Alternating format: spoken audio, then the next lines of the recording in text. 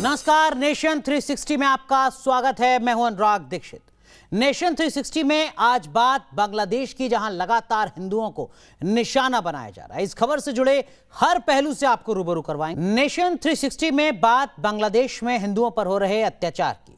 पिछले 5 दिन से बांग्लादेश में हिंदुओं पर हमले किए जा रहे हैं। हिंदू मंदिरों को लगातार तोड़ा जा रहा है, हिंदुओं के घर जलाए जा रहे हैं, जिसके खिलाफ अब देश में लोगों का गुस्सा फूट पड़ा है। बांग्लादेश में हिंदुओं पर हिंसा के खिलाफ कोलकाता से लेकर दिल्ली तक विरोध प्रदर्शन किया जा रहा है। लोगों ने बांग्लादेश सरकार से हमले के दोषियों को सख्त सजा देने की मांग की है। वहीं इस मामले में दिल्ली के रहने वाले वकील विनीत जिंदल ने हिंदुओं पर हुए हमलों को लेकर बांग्लादेश के सुप्रीम कोर्ट को लेटर पिटीशन भेजी है, जिसमें बांग्लादेश के सुप्रीम कोर्ट के सिटिंग जज की अध्यक्षता में न्यायिक जांच की मांग की गई है। बांग्लादेश में हिंदुओं पर हमले और मंदिरों में तोड़फोड़ का दौर 5 दिन पहले शुरू हुआ, जब चिटगांव के कोमिला इलाके में दुर्गा पंडालों पर हमला किया गया। इन हमलों में 4 लोगों की मौत हुई थी। इसके बाद 15 अक्टूबर को नोआखाली जिले के बेगमगंज इलाके में जतन कुमार साहा नाम के एक शख्स को मार डाला गया, जबकि 17 लोग घायल हुए। हिंसा का दौर यही नहीं थमा। 17 अक्टूबर को रंगपुर के पीरगंज में हिंदुओं को निशाना बनाया गया। इस्लामिक कट्टरपंथियों ने हिंदुओं के 65 घरों पर हमला किया और 20 घरों को आग के हवाले कर दिया। हिंदुओं पर हमले और उनके घरों को आग में झोंकने के साथ साथ कट्टरपंथी हिंदू मंदिरों को भी निशाना बना रहे हैं। 13 अक्टूबर को कुमिल्ला जिले में मंदिरों पर हमले हुए। फिर 15 अक्टूबर को नोआखाली में इस्कॉन टेम्पल पर हमला किया गया, तोड़फोड़ की गई। 16 अक्टूबर को फैनी इलाके में मंदिरों दुकानों पर हमले हुए और इसी दिन मुंशीगंज में भी काली मंदिर की 6 मूर्तियां तोड़ी गई। कट्टरपंथियों ने मंदिरों को लगातार निशाना बनाया। बांग्लादेश में हिंदुओं पर हमले और मंदिरों में तोड़फोड़ से वहां हिंदुओं का जीना मुश्किल हो गया है। बांग्लादेश में हिंदुओं को जानबूझकर निशाना बनाया जा रहा है, क्योंकि कट्टरपंथी ताकतें पिछले कुछ सालों में वहां मजबूत हुई हैं। इस पर एक रिपोर्ट भी सामने आई है, जिसके जरिए चौंकाने वाली जानकारी मिली है। बांग्लादेश में हिंदुओं पर अत्याचार के खिलाफ यह गुस्सा फूट रहा है। कोलकाता से लेकर दिल्ली और पूरी दुनिया में हिंदुओं पर हमले के खिलाफ मार्च निकाले जा रहे हैं। बांग्लादेश में पिछले 5 दिनों में जिस तरह से दंगाइयों ने हिंदू मंदिरों और हिंदुओं के घरों को जलाया है, उसने वहां रहने वाले हिंदुओं में दहशत पैदा कर दी है। हिंदुओं पर हमले का सिलसिला शुरू हुआ दुर्गा पूजा से, जब कट्टरपंथियों ने कुश्तिहा और जयपुर हट जैसे जिलों में तैयार किए जा रहे दुर्गा मूर्तियों को कट्टरपंथियों ने निशाना बनाया। बाद में 13 अक्टूबर को मूर्ति विसर्जन के मौके पर कई पूजा पंडालों में तोड़फोड़ हुई और फिर हिंदुओं के घरों और दुकानों में लूटपाट के साथ ही आगजनी का दौर शुरू हो गया।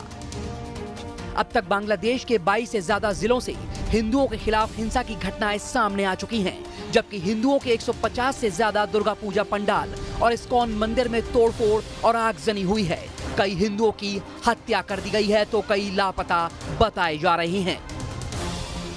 बांग्लादेश में दुर्गा पूजा के मौके पर पंडालों और मंदिरों में तोड़फोड़ और हिंदुओं के खिलाफ हिंसा का ये पहला वाकया नहीं। इससे पहले भी अक्सर बांग्लादेशी हिंदू उत्पीड़न का शिकार होते रहे हैं। ढाका के आइन से ओशल केंद्र की रिपोर्ट के मुताबिक बांग्लादेश में हिंदुओं का जीना मुश्किल हो गया है। बीते करीब 9 सालों में बांग्लादेश में हिंदुओं के हजारों घर और मंदिरों में तोड़फोड़ झेलनी पड़ी है। बीते करीब 9 सालों में बांग्लादेश में हिंदुओं के हजारों घरों और मंदिरों में तोड़फोड़ हुई है। बांग्लादेश में कट्टरपंथी तत्व बीते कुछ सालों में तेजी से मजबूत हुए हैं, जो हिंदुओं को निशाना बना रहे हैं। बांग्लादेश के गृह मंत्री असदुज्जमा खान कमाल खुद कबूल कर चुके हैं कि इन हमलों के पीछे बड़ी साजिश है, जिससे साफ है कि जिस बांग्लादेश में कभी 200% से ज्यादा हिंदू आबादी रहती थी, वहां हिंदुओं की संख्या बेहद कम हो चुकी है और जो बचे हैं वो दहशत की जिंदगी जीने को मजबूर हो गए हैं। देखिए, हमारे पार्टी के काफ़ी सारे सीनियर्स लीडर्स इस बार इस इशू को लेके माननीय प्रधानमंत्री जी को लेटर्स भी दिए हैं और हम लोग इस बात को लेके काफ़ी कंसर्न है। बांग्लादेश में हिंदुओं पर बढ़ते अत्याचार को लेकर पूरा देश आक्रोश में है। इस्कॉन में बांग्लादेश सरकार से दोषियों को सख्त सजा देने की मांग की है। कोलकाता से तपन सेन गुप्ता के साथ टीम न्यूज नेशन। बांग्लादेश में हिंदुओं के उत्पीड़न और अत्याचार की ये कोई नई घटना नहीं है। इससे पहले भी बांग्लादेश में हिंदुओं पर कई हमले हुए। एक राइट्स ग्रुप एनओ सलीश केंद्र के मुताबिक बांग्लादेश में 9 साल में हिंदुओं के 3,721 घर और मंदिर तोड़े गए, जबकि अब तक इस साल हिंदू समुदाय के घरों और मंदिरों को 1678 हमलों का सामना करना पड़ा। ये रिपोर्ट कहती है कि पिछले 3 साल में 18 हिंदू परिवारों को निशाना बनाया गया। सबसे ज्यादा हमले साल 2014 में हुए थे, जब हिंदुओं के 1201 घरों को कट्टरपंथियों ने निशाना बनाया, तोड़फोड़ की, आगजनी की। हमारे साथ विदेश मामलों के जानकार संजीव श्रीवास्तव जी जुड़ेंगे। उनसे थोड़ा समझने की कोशिश करते हैं कि बांग्लादेश में हिंदुओं पर हमले आखिर तेजी से बढ़ क्यों रहे हैं, इसकी वजह क्या है, क्या वहां कट्टरपंथी ताकतों को बढ़ावा मिल रहा है। संजीव जी, किस तरीके की स्थिति नजर आ रही है आपको बांग्लादेश में? ये बिल्कुल स्पष्ट रूप से दिखाई देता है कि बांग्लादेश में कट्टरवाद बढ़ा है। बांग्लादेश में रेडिकलाइजेशन, इस्लामाइजेशन, एक्सट्रीमिज्म बढ़ रहा है। विशेष रूप से 2013 के बाद से इस प्रक्रिया में काफ़ी तेजी आई है। 2013 में जब एक ब्लॉगर की हत्या की गई थी, जो कि एक स्वतंत्र विचार रखने वाले ब्लॉगर थे, उसके बाद से कई हत्याओं को इन कट्टरपंथियों ने अंजाम दिया है और इसमें आतंकी संगठनों का भी हाथ रहा है। और बांग्लादेश में ये देखा गया कि ब्लॉगर्स की हत्या की गई, यूनिवर्सिटी प्रोफेसर्स को जी, तो लगातार निशाना बनाया जाता रहा है। बेहद अहम बात संजीव जी यहां पर कह रहे हैं, लेकिन बांग्लादेश में हिंदुओं पर हमले की गूंज कोलकाता में सुनाई दे रही है। यहां लोग प्रदर्शन कर रहे हैं। इस्कॉन मंदिर ने भी कड़ी आपत्ति दर्ज कराई है। कोलकाता से हमारे सहयोगी तपस सेन गुप्ता की ये रिपोर्ट देखिए। बांग्लादेश में जिस तरह से हिंदुओं के ऊपर आक्रमण हुआ है, इसको लेकर पूरे देश भर में आक्रोश देखने को मिल रहा है, लेकिन सबसे ज़्यादा पीड़ित वहां के इस्कॉन के जो फॉलोअर्स हैं वो हैं। और हमारे साथ इस समय जुड़ चुके इस्कॉन के उपाध्यक्ष और प्रवक्ता राधारमन दास। राधारमन जी, ये बताएं कि इस्कॉन को खासकर टारगेट बनाया गया। बांग्लादेश में स्थिति जिस दिन से शुरू हुई बद से बदतर होता गया, लेकिन इन्फॉर्मेशन जो है बांग्लादेश से बहुत कम आ रहा था। तो आप लोगों को अभी तक ज़मीनी हकीकत के तौर पे क्या इन्फॉर्मेशन आप लोगों को मिल रही है? जैसा कि देख रहे हैं कि ये जो तांडव चल रहा है 9-10 दिन हो गए चल रहा है। पहले दुर्गा पूजा मंडप और दुर्गा विग्रह को उन्होंने तोड़ना शुरू किया। उसके बाद जिस दिन विजयदशमी थी, उस दिन वो इस्कॉन मंदिर के सामने जो नाव खाली है, वहाँ पर आकर 500 लोग आए। उसमें से 200 लोग मंदिर में घुसे। पहले घुसने से पहले दुर्गा मंडप को तोड़ा, दुर्गा जी की डेटिस को तोड़ी। फिर मंदिर में घुस कर सभी भक्तों को पीटना शुरू किया। कुछ भक्तों को किडनैप करके लेके गए। हमारे सारे विग्रह तोड़ दिए। हमारे प्रतिष्ठा आचार्य प्रभुपाद का विग्रह को जला दिया, पुस्तकें जला दी और काफ़ी भयंकर तरह से भक्तों को पीटा।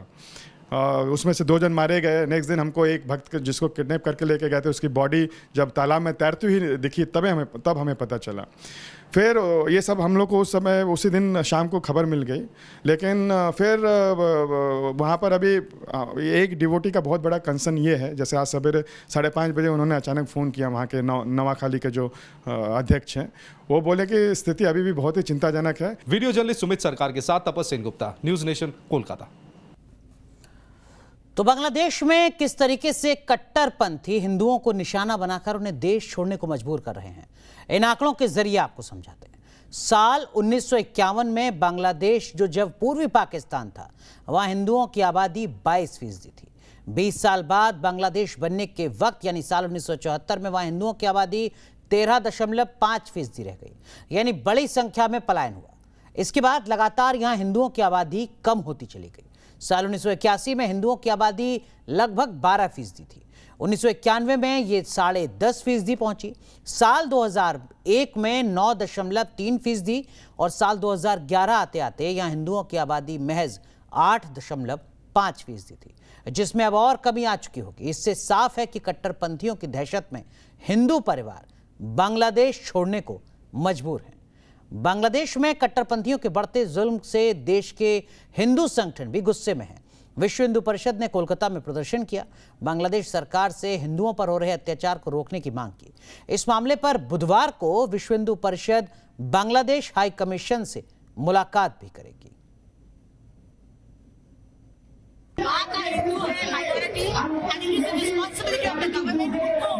रक्षा करना उनका कर्तव्य है। हमारे माननीय मुख्यमंत्री ममता बनर्जी हर टाइम की तरह वो भी चुप है। उनका भाषा कोई भाषा नहीं है, कोई स्टेटमेंट नहीं है, क्योंकि उनका जो राजनीति है वो 30% पश्चिम बंगाल का माइनॉरिटी कम्युनिटी को लेकर उनको वो प्रोटेक्ट कर रही है। जब हमारी इलेक्शन हुआ तब वो बोले हम हिंदू घर की लड़की है, लेकिन जब हिंदू बन गई है तब उनका कोई स्टेट। बांग्लादेश में आखिर हिंदुओं पर हमले कर कौन रहा है, इसके पीछे कौन है, ये भी समझने की जरूरत है। हिंदुओं पर हमले और मंदिरों में तोड़फोड़ के जिन संगठनों पर आरोप लग रहे हैं उनमें पहला नाम जमात इस्लामी का है। ये एक कट्टरपंथी संगठन है और कई बार हिंदुओं पर हमले में इसका नाम सामने आ चुका है।